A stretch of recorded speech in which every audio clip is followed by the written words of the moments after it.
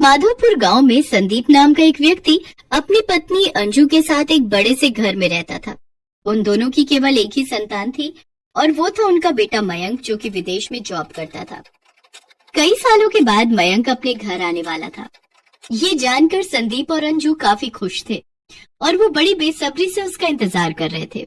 3 दिन बाद मयंक ऐना नाम की चाइनीज लड़की को अपने साथ घर लेकर आता है। मयंक बेटा, आ गए तुम। हम कब से तुम्हारी राह देख रहे थे।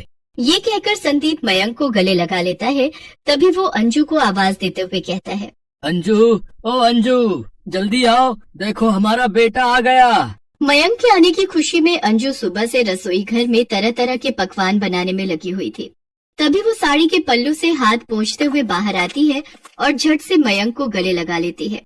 कैसा है मेरा बच्चा? कितने टाइम बाद तुम्हें देख रही हूँ। मैं बिल्कुल ठीक हूँ मम। अरे मयंक, ये तो कोई विदेशी लड़की लग रही है। कौन है ये? मम, ये ऐना है, मेरे ही ऑफिस में मेरे साथ काम करती है। तभी मयंक ऐना से कहता है, ऐना, ये मेरे मॉम डैड है। मयंक के ये कहते ही ऐना अंजू के पाँव छूते हुए कहती है, पाँव उठा लो सासू मॉम। ये क्या बोल रही है मयंक? अरे ऐना, पाँव उठा लो नहीं, पाए लागू बोलते हैं। ओह, आई एम सॉरी सासू मॉम। मयंक, ये लड़की बार बार मुझे सासू मॉम क्यों बोल रही है? मॉम, ऐना मेरी वाइफ है, हम दोनों ने शादी कर ली है। अब ये तुम क्या कह रहे हो मयंक? तुमने हमें बिना बताए शादी कर ली? संदीप के ये कहते ही ऐना उनके पाँव भी छूने जाती है। पैर काट लूंगी ससुर जी। क्या? पैर काट लूंगी? ये क्या बकवास किए जा रही है? सॉरी ससुर जी, इस बार भी रॉन्ग बोल दिया। सॉरी, पैर दे दो ससुर जी। ओहो मयंक, ये तू क्या भला घर ले आया? अब बस भी करो ऐनक, मेरा मतलब है ऐना, जो भी है तुम्हारा नाम। सारा दिन पैर ही छूती रहोगी? खैर, जाती रहो, मेरा मतलब है जीती रहो। बेटा, ये सब चल क्या रहा है, क्या तू हमें बताएगा? मॉम, मैं ये सब आपको बाद में बताऊंगा। अभी मैं बहुत थक गया हूँ और मुझे बहुत जोरों की भूख भी लगी है। मयंक ये कहते ही अपने कमरे में चला जाता है। ऐना ने बहुत छोटे छोटे कपड़े पहने हुए थे। संदीप और अंजू बार बार ऐना के कपड़ों को ही देखे जा रहे थे। हे भगवान, ये कैसे आधे अधूरे कपड़े पहन रखे हैं इस लड़की ने। मयंक की तो मती ही मारी गई थी जो इसे हमारी बहू बना कर ले आया। अगर आसपास पड़ोस वालों ने इसे इस तरह के कपड़ों में देख लिया ना, तो पता नहीं कैसी कैसी बातें बनाएंगे। ऐना, तुम यहीं रुको, मैं अभी आई। इसके बाद अंजू अपनी एक साड़ी लाकर ऐना को देते हुए कहती है, ये लो साड़ी, अब तुम जल्दी से अपने कमरे में जाओ और कपड़े बदल कर आओ। इसके बाद ऐना मयंक के कमरे में चली जाती है। तभी अंजू की पड़ोसने उसके घर आती है। क्यों अंजू बहन, इतनी जल्दी तुमने हमें पराया कर दिया? घर में फिरंगन बहू ले आई और हमें बताया तक नहीं? हाँ अंजू बहन, आपने हमारे साथ ऐसा क्यों किया? हमें आपसे ये उम्मीद नहीं थी। भाई क्या करे, जिसकी विदेशी बहू आती है ना, उसके ऐसे ही ठाट बाट बढ़ जाते हैं। क्या बकवास किए जा रही हो तुम दोनों? इतनी देर से वो लड़की हमारा दिमाग खराब कर रही थी, अब तुम दोनों भी शुरू हो गई। अरे वो मेरी बहू है, मुझे ये खुद अभी पता चला। अब तुम दोनों जाओ यहाँ से, मैं पहले ही बहुत परेशान हूँ। अरे अंजू बहन, अब इतने भाव क्यों खा रही हो? बहू का एक बार चेहरा तो दिखा दो। तुम्हारी बहू क्या हूर की परी है जिसे देखेंगे तो नजर लग जाएगी? तुम दोनों जाती हो या मैं? हाय हाय, इतना भी क्या गुस्सा। हम जाते हैं, चले। इसके बाद वो दोनों वहाँ से चली जाती हैं। अंजू परेशान होकर सर पर हाथ रखते हुए सोफे पर बैठ जाती है।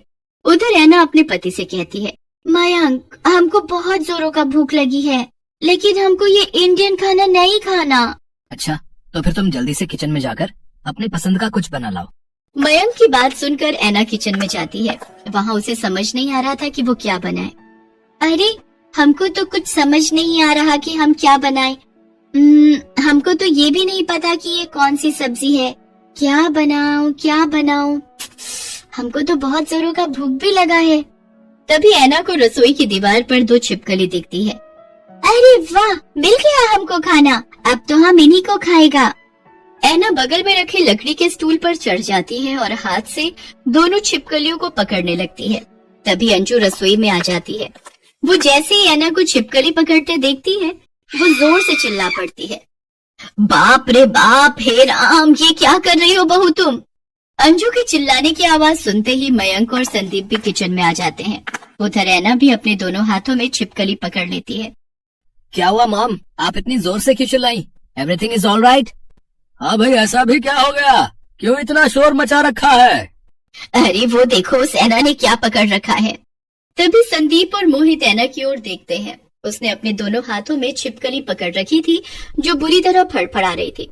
ये देखकर दोनों की चीखें निकल जाती हैं। हे भगवान, अब इस छिपकली ने, मेरा मतलब है ऐना ने, ये क्या पकड़ लिया? अरे आप सब लोग इतना डरता क्यों है इससे? तुमको पता है इसका तो बहुत ही टेस्टी चटनी बनता है। मैं इसकी चटनी बनाकर आप सबको खिलाऊंगी, फिर देखना आप कैसे अपनी उंगली चाटता रह जाएगा। अब मैं जल्दी से इसकी चटनी बना देती हूँ। संदीप और अंजू लगातार मयंक को घूरते जा रहे थे। तभी वो मयंक को डांटते हुए कहती है, अरे करम जले, कहाँ से उठा कर ले आया इस बला को? और तू मेरी माँ परेशान कर रखा है हम सबको। ये सब नहीं बनता मेरे घर में। जल्दी से इसको खिड़की से बाहर फेंक दे। आप एक बार खाइए तो सासू मॉम, आपको बहुत पसंद आएगा। मैं तेरे पैर पड़ती हूँ ऐना, प्लीज जल्दी से फेंक दे इसे। अरे कौन सा वो मनहूस समय था मयंक जब तूने मेरी कोख से जन्म लिया। अरे ऐसा दिन देखने से पहले हम मर क्यों नहीं गए? मामा आप चिंता मत करो, मैं उसे सब अच्छे से समझा दूंगा। चलो ऐना, अपने कमरे में चलो। अपने कमरे में ले जाकर मयंक ऐना को सब कुछ समझाने लगता है। उनके घर का खाना पीना, रहन सहन। उधर अंजू हॉल में सोफे पर बैठकर अपनी किस्मत को कोस रही थी। ना जाने कौन से कर्म किए थे मैंने जिसकी सजा में भुगत रही हूँ। तभी संदीप जोर जोर से हंसने लगता है। कुछ भी कहो, लेकिन बहू बिल्कुल तुम्हारी टक्कर की आई है। बाहर वाले क्या कम थे जो अब आप भी शुरू हो गए? अंजू को उसकी ननद का फोन आता है। अरे कैसी हो भाभी? मैंने ये बताने के लिए फोन किया है कि आज हम पूरा परिवार तुम्हारे घर आ रहे हैं और कुछ दिन वहीं रहेंगे। अरे बाप रे, अगर ये यहाँ आ गई तो इस बहू को देखकर तो खूब मजाक उड़ाएंगे। कुछ देर सोचने के बाद वो कहती है, अरे वो क्या है ना सुमन दीदी, हम 2 हफ्तों के लिए बाहर घूमने जा रहे हैं। मुझे बहुत सारी पैकिंग करनी है तो मैं फिर आपसे बात करूंगी। तुम कब से झूठ बोलने लग गई अंजू? तो क्या करूँ जी, पहले ही इस बहू ने आकर मेरा बीपी बढ़ा दिया है, ऊपर से रिश्तेदार आकर इसका और मजाक उड़ाएंगे। पता नहीं इसके साथ मैं सारा जीवन कैसे रहूंगी। तभी ऐना एक सुंदर सी साड़ी पहने हाथ में चाय का कप लेकर आती है और अंजू से कहती है, सासू मॉम हम तुम्हारे वास्ते चाय बना कर लाया। सुनो जी, क्या ये अपनी बहू ऐना ही है? यस सासू माँ, हम आपका बहू ऐना ही है। हमको मयंक ने सब समझा दिया है, यहाँ का रीति रिवाज, खाना पीना, पहनना ओढ़ना। इससे पहले हमसे जो भी मिस्टेक हुआ उसके लिए आई एम सॉरी। अब से हम आपको शिकायत का एक भी मौका नहीं देगा। एक्चुअली मेरे मॉम डैड नहीं है, मैं एक अनाथ हूँ तो हमको ये सब नहीं पता, लेकिन धीरे धीरे मैं सब सीखने की कोशिश करूंगी। ऐना की बातें सुनकर अंजू और संदीप भावुक होते हैं और वो उसे गले लगा लेते हैं। हमें तो पता ही नहीं था हमारी बहू इतनी प्यारी है। बेटा तुम चिंता मत करो, धीरे धीरे मैं तुम्हें सब समझा दूंगी। इसके बाद अंजू ऐना को हर काम सिखा देती है। कुछ ही महीनों में ऐना इंडियन खाना, यहाँ के रीति रिवाज और भाषा अच्छे से सीख जाती है। फिर सब कुछ अच्छे से चलने लगता है और सब खुशी खुशी एक साथ जीवन व्यतीत करते हैं।